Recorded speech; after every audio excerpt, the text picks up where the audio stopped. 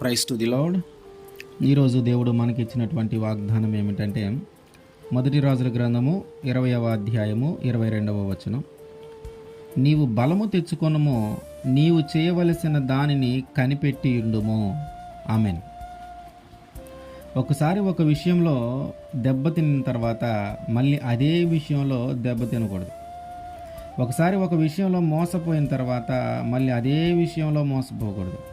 ఒకసారి ఒక విషయంలో నష్టం జరిగిన తర్వాత మళ్ళీ అదే విషయంలో మనము నష్టపోకూడదు.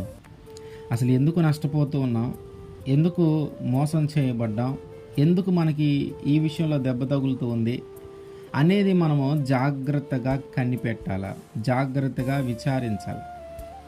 దేవుడు సెలవిస్తున్నటువంటి మాట ఏమిటంటే, నీకు తగిలినటువంటి ఆ దెబ్బను బట్టైనా, నీకు జరిగినటువంటి ఆ మోసమును బట్టైనా, నీకు జరిగినటువంటి కలిగినటువంటి ఆ నష్టమును బట్టైనా నువ్వు కృంగిపోవద్దు, నువ్వు బలహీనపరచబడొద్దు, నువ్వు నిరాశ చెందొద్దు, నువ్వు తిరిగి బలము తెచ్చుకో.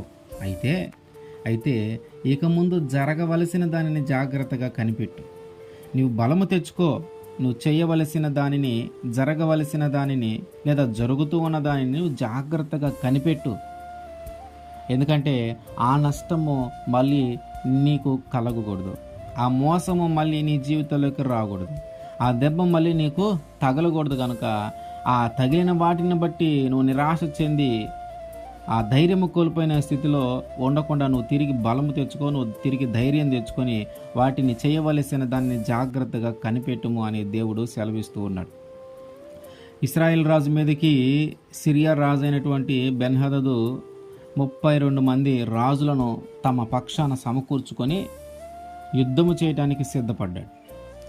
మేము 32 మంది రాజులు నాకు సపోర్ట్ చేస్తూ ఉన్నారు, నేను నీ మీదకి రాబోతూ ఉన్నానని ఇశ్రాయేల్ రాజుకి సమాచారం పంపించాడు.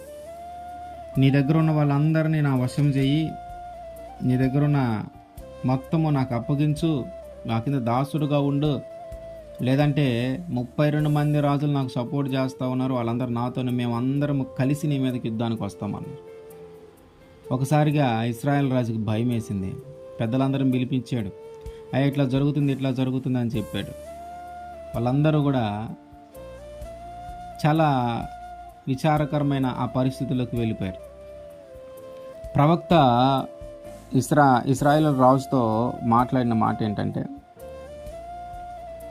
వాళ్ళందరిని చూసి నువ్వు భయపడొద్దు, వాళ్ళందరినీ నేను నీ చేతికి అప్పగిస్తానని. సో అంతమంది కలిసి మధ్యలో 2-3 సార్లు ఇశ్రాయేలు రాజుతో మాట్లాడినాను. ఇశ్రాయేల్ రాజు మాత్రం ఒప్పుకోలేదంటే ఆ తర్వాత ప్రవక్త ఇశ్రాయేల్ రాజుతో మాట్లాడటము, దేవుడు వారితో మాట్లాడటము, ఆ మాట్లాడిన మాటలు కూడా వాళ్ళందరినీ నీ చేతికి అప్పగిస్తానని చెప్పటము వీళ్ళకి కొంచెం ధైర్యం కలిగింది.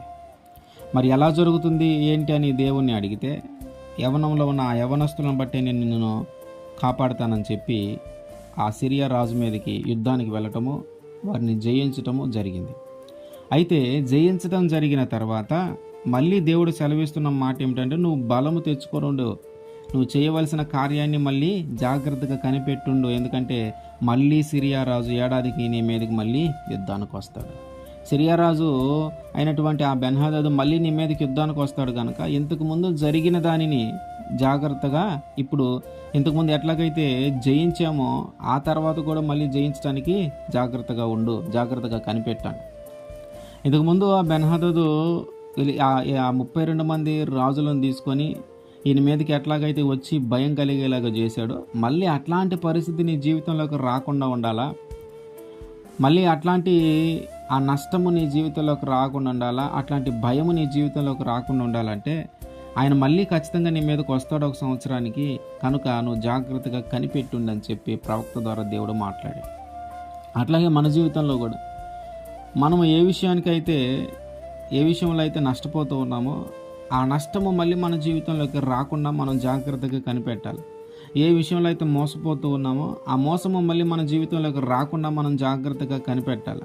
ఏ విషయంలో అయితే మనకు దెబ్బలు తగులుతూ ఉన్నాయో ఆ విషయంలో మళ్ళీ మనం జాగ్రత్తగా కనిపెట్టి ఉండాలి. అవి ఏవి మళ్ళీ మన జీవితంలోకి రాకూడదని దేవుడు మనల్ని జాగ్రత్తగా హెచ్చరిస్తూ ఉన్నాడు. వాటన్నిటిని నువ్వు మళ్ళీ ఆ జరిగిన వాటిని బట్టి నువ్వు విచారించొద్దు, జరిగిన వాటిని బట్టి నువ్వు కృంగిపోవద్దు, నిరాశపడొద్దు.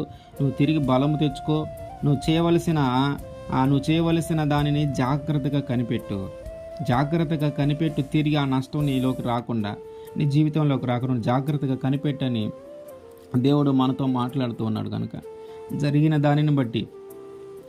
దానిని బట్టి ధైర్యం కోల్పోయిన స్థితిలో కానీ ఉంటే తిరిగి ధైర్యమును తెచ్చుకొని వాటన్నిటిని జాగ్రత్తగా కనిపెడుతూ మన జీవితాన్ని ముందుకు కొనసాగిద్దాం, దేవుడి మీద ఆధారపడుతూనే.